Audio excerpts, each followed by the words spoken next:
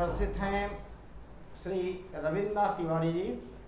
रविन्द्रनाथ तिवारी जी शिक्षाविद हैं और अमनौर में एक कॉलेज का भी संचालन कर रहे थे। इनके द्वारा स्थापित कॉलेज है और उसके बाद कुछ लोगों के कारण, बिहार में घटिया अफसरशाही के कारण ये आज काफ़ी परेशानियों से गुजर रहे हैं। स्वागत करते हैं श्री तिवारी जी का, आपका स्वागत है जी। बताएं क्या क्या, कैसे बिहार के अफसरशाही ने आपके साथ धोखा किया है। मैं महंत विजय राम जी दास संध्या महाविद्यालय का स्थापना 1984 में गांव के प्रबुद्ध लोगों के बीच किया। सभी लोगों ने मुझे जिम्मेवारी दिया कि रविंद्र तिवारी यहाँ के प्रबुद्ध व्यक्ति हैं और ऊंचे पहुँच के लोग हैं, यही कॉलेज का एफिलिएशन कराएंगे तब कॉलेज को देखेंगे। दूसरा कि मुझे डॉक्टर महाचंद्र सिंह विधान परिषद सारण स्नातक क्षेत्र का बहुत बड़ा सहयोग मिला। उनके सहयोग से मैं कॉलेज का एफिलिएशन 6,090 को लिया, जिसमें 1,76,000 रुपया खर्चा हुआ। बाद में कुछ दिन के बाद यह हुआ कि आप 2 लाख रुपया सिक्योरिटी और 15,000 इंस्पेक्शन फी जमा कर दें। मैं धीरे धीरे करके सब जमा कर दिया। कॉलेज सही ढंग से चलने लगा। 2012 में बिहार विद्यालय परीक्षा समिति ने पुराने कमेटी को समाप्त कर दिया और प्राचार्य एक तरफ दौड़ने लगे अपना कमेटी बनाने के लिए, और मैं संस्थापक जो पहले से था अपना कमेटी बनाने के लिए दौड़ने लगा। इसके बाद प्राचार्य ने BSCB को 15/12/13 को भेज दिया एक शासी निकाय बनाकर। शासी निकाय में मुझको अध्यक्ष बनाया गया, दानदाता सह अध्यक्ष बनाया गया और 6 मेंबर प्रिंसिपल का था। मैंने ऑब्जेक्शन डाल दिया कि यह कोई नियमावली सही नहीं है, एक रूपता गड़बड़ हो जाएगा, इसमें तरह तरह के लोग को आना चाहिए, भिन्न भिन्न तरह के, सब लोग सेटिस्फाइड रहें, सब लोगों के विचार से चलेंगे आप। इसके बाद से वो स्थगित हो गया। स्थापित हो गया तो फिर वो 23 पैसे के बल पर राम जयपाल कॉलेज छपरा के प्राचार्य सिद्धार्थ शंकर को कोऑर्डिनेटर बना दिया। तो मैं जो है सो अध्यक्ष लालकेश्वर बाबू को तो आवेदन दिया कि आपका नियमावली 13 जो बना है उसमें स्पष्ट लिखा हुआ है कि बगल के डिग्री कॉलेज का ही प्रिंसिपल कोऑर्डिनेटर होगा, तो किस आधार पर इसको बना दिया गया। उसको कैंसिल करके फिर बगल के कॉलेज HR कॉलेज के कोऑर्डिनेटर डॉक्टर निर्मल कुमार को, प्राचार्य थे, उनको बना दिया गया। निर्मल कुमार ने प्राचार्य महंत विजय राम जी दास से तदर्थ कमेटी बनाकर मांगा। इसके बाद से उसे भेज दिया सचिव को। फिर उन्होंने, निर्मल बाबू ने उनसे कहा कि दानदाता का साक्ष्य सहित रिपोर्ट दीजिए। तो प्रिंसिपल ने साक्ष्य सहित रिपोर्ट दिया। उस आधार पर उन्होंने सचिव को एक चिट्ठी लिखा जिसमें नंबर है 448-24-117।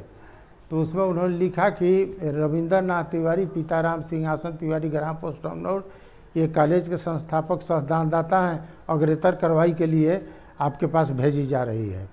वो 25/1/17 को का स्थापन प्रेषण शाखा में जमा हो गया। प्रेषण शाखा में जमा होने के बाद 10 दिन के बाद वो किरानी के पास पहुंच गया। किरानी उसको भेज दिया डायरेक्टर AK पांडे के पास। डायरेक्टर AK पांडे के पास गया तो ये लोग एक काउंसिल के नेता थे, प्रिंसिपल थे एक आदमी और, तो तीनों आदमी जाकर उनको गलत गुमराह कर दिए। दूसरे दिन हमको पता चला तो मैं गया, मैं कहा कि मैं कॉलेज का दानदाता हूँ, सब कागज आया है, मुझको अध्यक्ष बनाने की अनुमति दी जाए। तो उन्होंने कहा कि आपके फाइल पर मैं दस्तखत नहीं करूँगा। हम क्यों नहीं करिएगा, अतः आप भाई भतीजा बात किए हैं, हमको तो जांच कर लीजिए, भाई भतीजा जांच किए हैं कि नहीं किए हैं। मैं तो विज्ञप्ति निकाला, विज्ञप्ति के आधार पर जो है उसको बहाल कर लिया और आपको गलत गुमराह किया गया है। और मैं बुरी तरह से ग्रसित हूँ सबसे बड़े बीमारी से, इसलिए मैं अब यहाँ से चल रहा हूँ, जो बुझाए सो आप कीजिए। मैं दिल्ली चला गया, 6 महीना दिल्ली दौड़ा। इसके बाद से संयोगवश हमारे माननीय अश्विनी चौबे जी हेल्थ मिनिस्टर बन गए बिहार के। तो हम और मेरा लड़का उनके पास पहुंचा कि ये स्थिति है। उन्होंने तुरंत संदीप गुलारिया को चिट्ठी लिखा और संदीप गुलारिया ने एक छोटा टेस्ट लिया मेरा। तो उन्होंने कहा कि फुल फ्लेजेड मन पॉजिटिव है कैंसर। तो उन्होंने कहा कि फाइनल ऑपरेशन होगा पेट खोल करके। मैंने कहा कि ठीक है। तो 6/12 को मेरा एडमिट कर लिया गया और 9/12 को ऑपरेशन हुआ, 12 को निकाल दिया।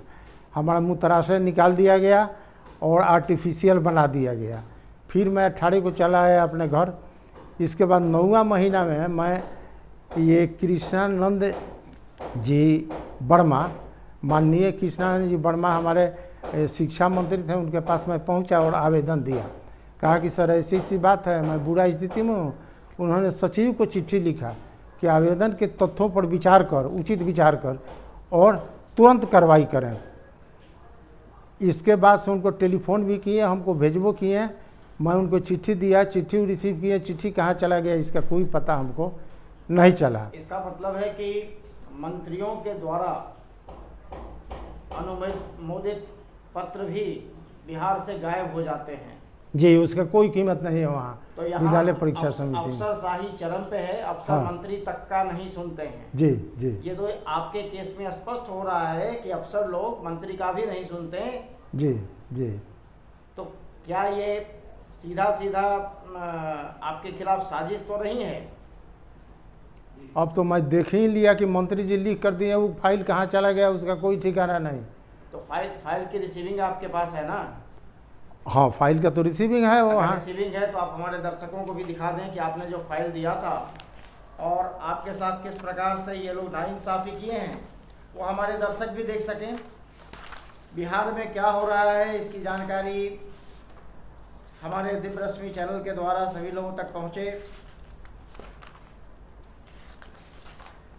बिहार में अफसर न तो उम्र का लिहाज करते हैं और न शारीरिक परिस्थितियों का। कैंसर से ग्रसित वृद्ध व्यक्ति के साथ भी ये लोग अमानवीय व्यवहार करते हैं।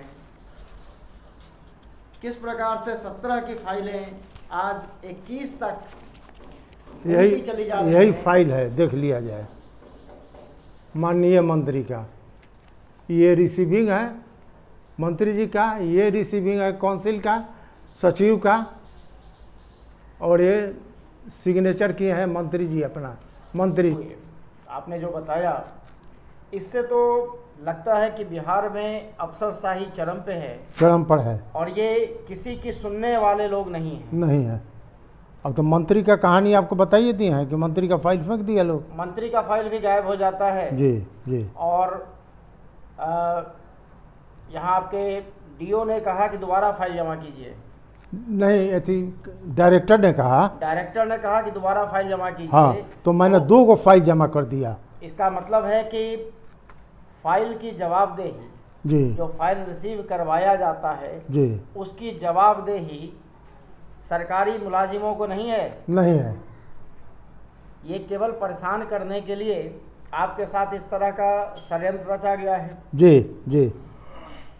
और कहीं इस बात को आप ले गए जी, और किसी के पास ये मुद्दे को ले गए थे?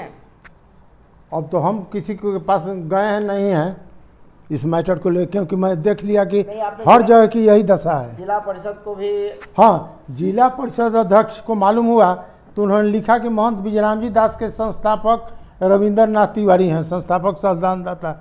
उनसे लेकर के जितने हमारे जनप्रतिनिधि हैं, गांव से लेकर के शहर तक, सब लोग लिखे हैं, सब लोगों के कागजात यही है, मेरे साथ में है। और उसके बाद भी आपके साथ अफसर लोग भेदभाव कर रहे हैं? भेदभाव कर रहे हैं, बात को नहीं समझ रहे हैं, किसी तरह से मुझको डिस्टर्ब करने की व्यवस्था की जा रही है कि मैं छोड़ दूं, लेकिन मैं मालिक हूँ, छोड़ूंगा कैसे? तो इसमें कैसी साजिश दिखाई दे रही है आपको? हमको साजिश लग रहा है जो है सो स्थापना के किरानी लोगों का, और इसमें हमारे अध्यक्ष महोदय भी संलिप्त हैं। अगर वो चाहते तो 1 दिन में मेरा निकल जाता। कमेटी जो थी, अध्यक्ष जो बनाए हैं लक्ष्मण सिंह को, पीसीसी कॉलेज छपरा को, निमावली कहता है, निमावली 13 बोलता है कि बगल के कॉलेज का ही प्रिंसिपल या रिटायर्ड प्रिंसिपल या 10+2 गवर्नमेंट के प्रिंसिपल वही लोग हो सकता है, लेकिन इतने दूर के लोगों को कैसे बना दिया गया? इसमें बनाया है जी, किसने बनाया?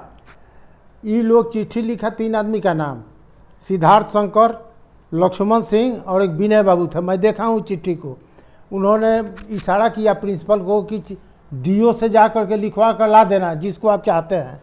तो सिद्धार्थ शंकर तो पहले ही निरस्त कर चुके थे, वो आपके लालकेश्वर बाबू, अब रह गए जो है सो बाबू साहब में ये लक्ष्मण सिंह। तो लक्ष्मण सिंह का नाम इन लोगों ने भिजवा दिया, तो तो मैंने जब देखा लक्ष्मण सिंह का नाम तो मैं अध्यक्ष के पास भी चिट्ठी दिया, सचिव के पास भी चिट्ठी दिया, मैं जो है सो निर्देशक के पास भी चिट्ठी दिया कि नियमावली 13 का विरोध हो रहा है, ऐसा नहीं होना चाहिए। देखिए, आप लोग देख रहे हैं किस तरह से एक वृद्ध व्यक्ति को फंसाया गया, इस षड्यंत्र का शिकार बनाया गया। बिहार में अफसरशाही की स्थिति वो है कि जहां न कोई मंत्री की सुनता है और न जिला पदाधिकारी का, जिला परिषद के पत्र का भी यहाँ कोई मतलब नहीं है, मंत्री का रिकमेंडेशन भी कोई मायने नहीं रखता है। तो बिहार में ये कौन सा सुशासन चलाया जा रहा है, ये तय करना आप दर्शकों का काम है।